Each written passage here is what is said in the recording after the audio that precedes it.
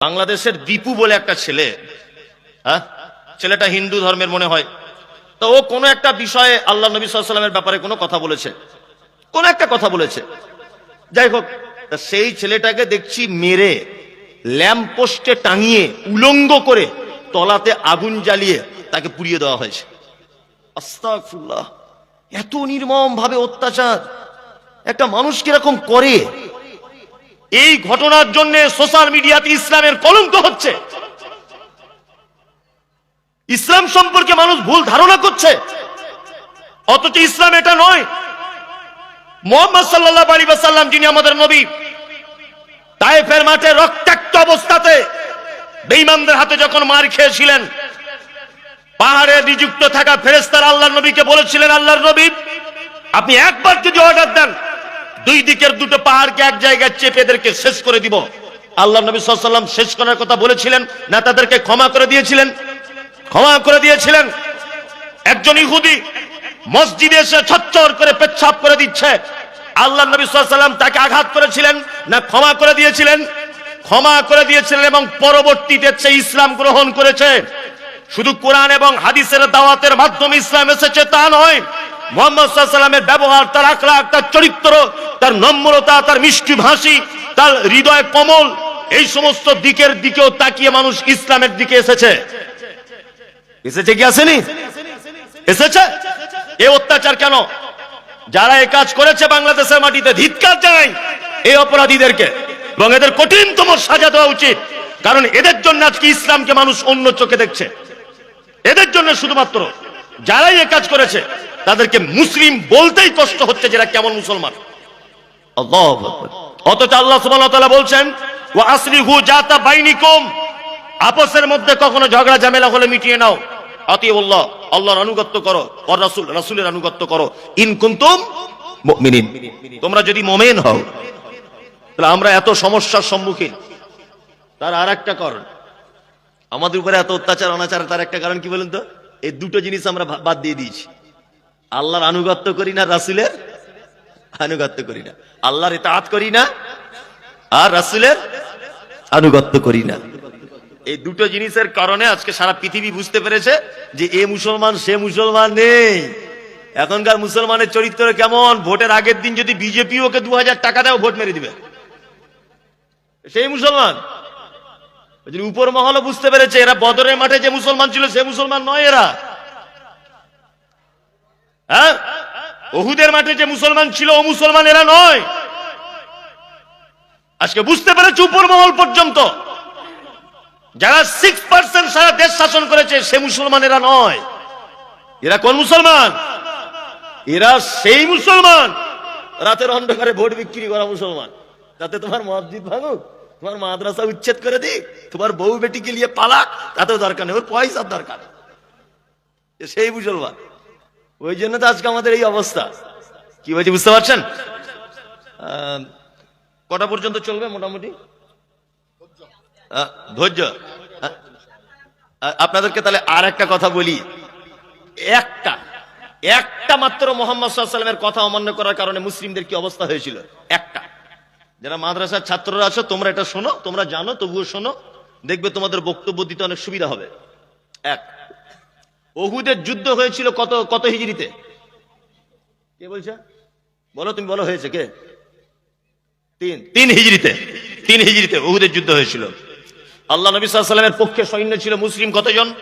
1000। আর মুশরিকরা ছিল কত? 3000। কত? 3000। আল্লাহ নবী 1000 লোককে নিয়ে যাচ্ছেন যুদ্ধের ময়দানে। রাস্তার মাঝখান থেকে আবার আব্দুল্লাহ ইবনে উবাই মুনাফিক 300 লোককে নিয়ে কেটে পড়েছে। তাহলে থাকলে কত? 700। আল্লাহ নবী সাল্লাল্লাহু আলাইহি ওয়াসাল্লাম খুব টেনশন করছেন, 700 লোক আর 3000 লোক কি করে সম্ভব? যুদ্ধতে আপনারা জানেন রণকৌশল করতে হয়, আর ইসলামের রণকৌশল যুদ্ধের ক্ষেত্রে বৈধ। আল্লাহ নবী সাল্লাল্লাহু আলাইহি ওয়াসাল্লাম এই সাহাবী 700 এর মধ্যে 3টে দল করে দিলেন। 1 আনসার, 2 মুহাজির। 3 হচ্ছে যারা তীর চালাতে পারে খুব ভালো, খুব হাতে যাদের নিশান তীর চালাতে পারে। এই তীর চালানো 50 জন সাহাবীকে একটা দল করে দিলেন। আর এই 50 জনের নেতা বানালেন কাকে? আব্দুল্লাহ বিন জুবাইরকে। আল্লাহ নবী সাল্লাল্লাহু আলাইহি ওয়াসাল্লাম বলছেন, এই কথাটা মনোযোগ দিয়ে শুনুন। আল্লাহ নবী বলছেন, এই তোমাদের এই 50 জনের নেতা হচ্ছে আব্দুল্লাহ বিন জুবায়ের।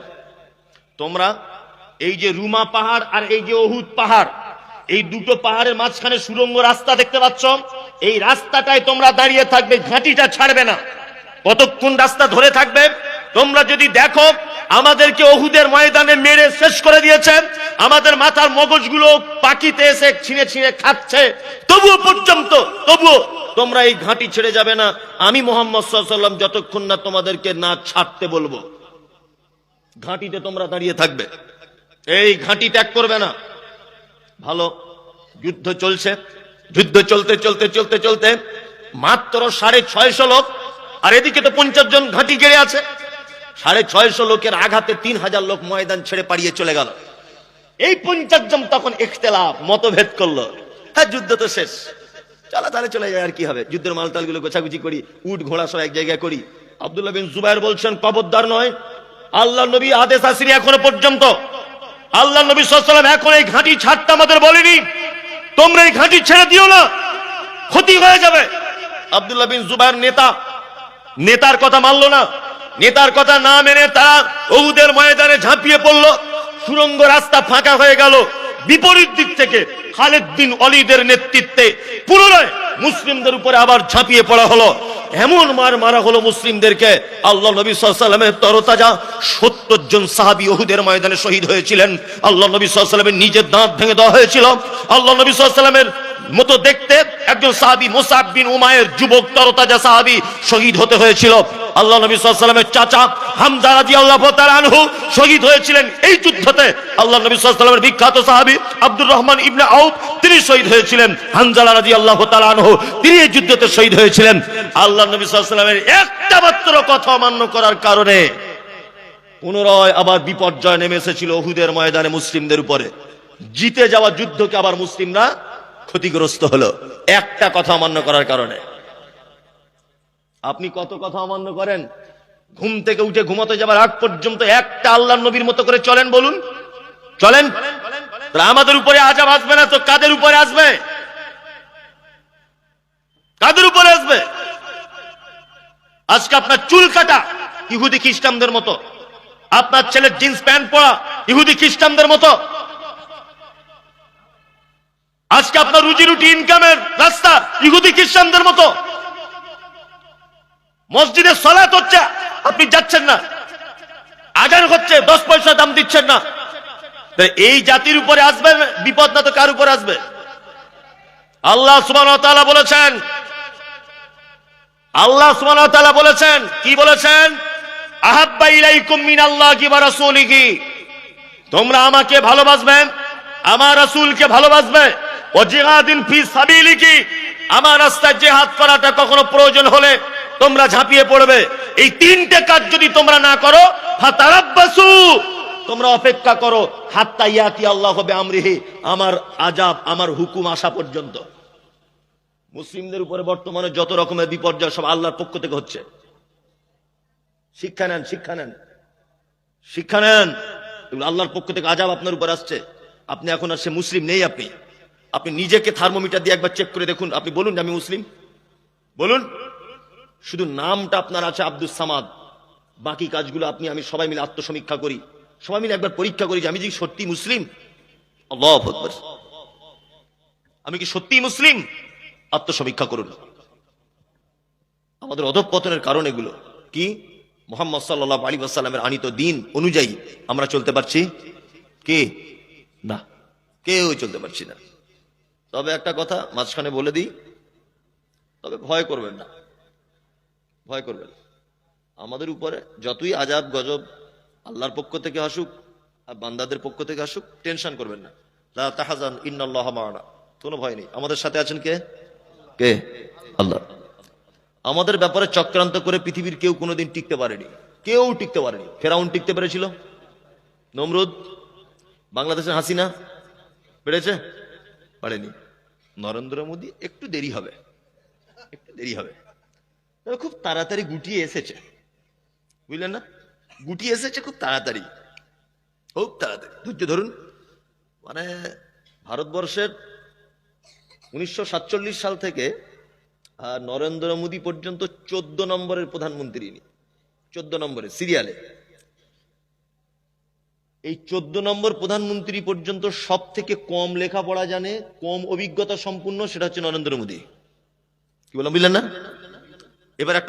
এবার আপনার একটা কথা বলি। অন্যান্য প্রধানমন্ত্রীর লেখাপড়া সার্টিফিকেট ছিল, কিন্তু হয়তো তীক্ষ্ণ ব্রেন ছিল না, কিন্তু এর ব্রেন হচ্ছে সাংঘাতিক ব্রেন। এর যে কি ব্রেন! কিছু অশিক্ষিত লোক আছে দেখবেন, তাদের এমন বুদ্ধি, আমি মোবাইল সত্যি কথা বলতে আমি বুঝি না, শুধু এই ফেসবুক টেসবুক একটু দেখতে জানি, স্বাভাবিক যেগুলো পারে। কিন্তু আমার বাসের বাড়ি একটা ছেলে আছে, একদম লেখাপড়া জানে না, যদি মোবাইলে কি লক হয়ে যায় কি হয়ে যায় ও সব ঠিক করে দেবে, অথচ আমি পড়তে পারছি, অথচ বুঝতে পারছি না। ভালো করে বুঝবেন, তা কিছু মূর্খ লোক আছে, তাদের তীক্ষ্ণ বুদ্ধি হয়। আজকে নরেন্দ্র মোদী সরকার একটা জিনিস বুঝতে পেরেছে, এটা আপনারা বুঝতে পারেননি, আমি যতটা বুঝেছি ওটা আপনাদেরকে বোঝাই, তারপরে হয়তো আপনার মাথায় ঢুকবে। দেখবেন সব কাজে হিন্দু মুসলিম হিন্দু মুসলিম, কারণ কি বলুন তো? আপনারা বুঝবেন না। হিন্দু মুসলিম হওয়ার কারণ হচ্ছে একটা, সেটা কি? 180 বছরের ক্ষমতা ব্রিটিশদের ভারতবর্ষে স্টিম রুলার চালিয়েছিল তারা। সেই 180 বছরের ক্ষমতা কিন্তু বাদল, বিনয়, প্রফুল্ল, ক্ষুদিরাম এরা যেমন ছিল আন্দোলনে ভারত স্বাধীনতায়, ঠিক তেমন মাওলানা আশফাকুল্লাহ খান, নিসার আলী, ইসমাইল অমৃতসরী, এই সমস্ত মুসলিমরাও ছিল। ওই জন্য এক কথায় হিন্দু মুসলিম যৌথ আন্দোলনের ফলে কিন্তু ভারতের স্বাধীনতা এসছে, তাই না? নরেন্দ্র মোদী জানে আমি দেশের যে সর্বনাশ করেছি, হিন্দু মুসলমান যদি এদের বন্ধু রাখা যায়, তাহলে এরা দুইজন এক হয়ে ব্রিটিশদের মতো আন্দোলন করবে আমাদের বিপক্ষে। আমার পালাতে তাহলে আর রাস্তা পাওয়া যাবে না। ওই জন্য সর্বক্ষণ হিন্দু মুসলিমকে আলাদা করে রেখে দিয়েছে। কখনো মন্দির তৈরি করছে, আবার কখনো মসজিদ ভেঙে দিচ্ছে। তার মানে হিন্দু মুসলিম যেন মিল না হয়, মিল হলেই তো বিপদ। কি বলছি বুঝতে পারছে না? মিল হলেই তো বিপদ। এটা একটা মারাত্মক বড় চালাকি, মারাত্মক। আর একটা কথা আপনাদেরকে বলি, সব থেকে বড় চক্রান্তকারী কে? কে? আল্লাহ। কে? আল্লাহ। আপনি যতই চক্রান্ত করেন, সমস্ত চক্রান্ত ফাঁস করে দিবে কে? আল্লাহ। আপনারা জানেন যে দক্ষিণ 24 পরগনায় কিছুদিন আগে মানে মা কালীর গর্দান কেটে দেওয়া হয়েছিল। শুভেন্দু অধিকারী এটা নিয়ে একেবারে তোলপাড়, এমন তোলপাড়, এই মাদ্রাসার জেহাদিরা করেছে, মৌলভী সাহেবরা করেছে, দাড়িওয়ালারা করেছে, মুসলমানরা করেছে। আল্লাহর কি কল, প্রমাণ হয়ে গেল নারায়ণ হালদার বলে একটা হিন্দু আরএসএস এর ছেলে করেছে এটা। ভালো করে বুঝবেন। বনগাঁ স্টেশনে একটা ছেলে দাড়ি টুপিওয়ালা পাকিস্তানের পতাকা বাঁধছিল, এইটা ধরা পড়ে গেল। শুভেন্দু অধিকারী তো একদম পুরো যেমন আর কি ভাষা ওর, মুসলমানা করেছে, পাকিস্তানের পতাকা বাঁধছে এখানে। লাস্টে ধরা পড়ে গেল নকল দাড়ি, নকল পাঞ্জাবি, আরএসএস এর, জাতিতে হিন্দু। ভালো করে বুঝবেন। কিছুদিন আগে আইলাম মোহাম্মদ নিয়ে খুব বাড়াবাড়ি করছিল, কজনকে অ্যারেস্ট করা হলো। আর আমাদের মুসলমানরা তো আবেগে চলে, আবেগ না, আবেগ। মানে আমি একটা জিনিস অবাক হয়ে যাচ্ছি, এত আবেগ বেশি আমাদের মুসলিমদের যে ভালো মন্দ বোঝার ক্ষমতা হারিয়ে ফেলেছে, যে কোনটা ভালো আর কোনটা মন্দ এটা বুঝে নাও, আবেগে ভাসছে। আল্লাহু আকবার, আবেগ বেশি আমাদের। তা কথা হচ্ছে নিয়ে এবারে আইলা মোহাম্মদটা লেখা হলো, যখন অ্যারেস্ট করা হলো, মুসলমানরা তখন বলছে ওরে বাবা আইলা মোহাম্মদ লিখেছে বলে অ্যারেস্ট করা হবে। এরা খেপে গিয়ে রাস্তায় সব ফেস্টুন টাঙিয়ে দিল আইলা মোহাম্মদ। আপনাদের এখানে টাঙিয়েছিল ব্যানার অনেক জায়গায় টাঙিয়েছে, রাস্তাঘাটে দেখতে পাচ্ছেন না? আইলা মোহাম্মদের ব্যানার টাঙিয়ে দিল। ব্যানারটা ঝড় বৃষ্টিতে পড়ে গেল নিচে, ওর উপর দিয়ে কুকুর হেঁটে চলে গেল। আচ্ছা বলুন তো, এবারে নবীর সম্মান বাড়লো না কমলো? এই যারা এই কাজ করেছে, আইলা মোহাম্মদ মোবাইলে পোস্ট করেছে, এদের পাছার চামড়া তুলে দিতে হবে। তুমি আইলা মোহাম্মদ লিখে মোবাইলে পোস্ট করতে গেলে কেন? একটা অন্য ধর্মের মানুষ তো তোমার নবীকে গাল দিতে পারে, কি দরকার তোমাকে এত চুলকানি করার? কি দরকার তোমাকে ফেস্টুন লাগানো মোহাম্মদের? ওই ফেস্টুনটা কাল ছিঁড়ে গেলে ওই ফেস্টুন মধ্যে কুকুরে হেঁটে যাবে, তো নবীর সম্মান বাড়লো না কমলো? আমি এই বক্তব্যটা দিয়েছি প্রথমে দক্ষিণ 24 পরগনাতে, দেওয়ার পরে আমার ব্যাপারে এত গাল যে নবী বিরুদ্ধের লোক তকমা দিয়ে দিল। আল্লাহর কি কল, 21 দিন পরে আমি দেখতে পাচ্ছি যে যাদেরকে মোহাম্মদ বলে অ্যারেস্ট করা হয়েছিল, একজনা মুসলিম নয়, 5 জনাই আরএসএস এর হিন্দু। সাম্প্রদায়িক দাঙ্গা বাঁধাবার জন্য এটা করেছিল।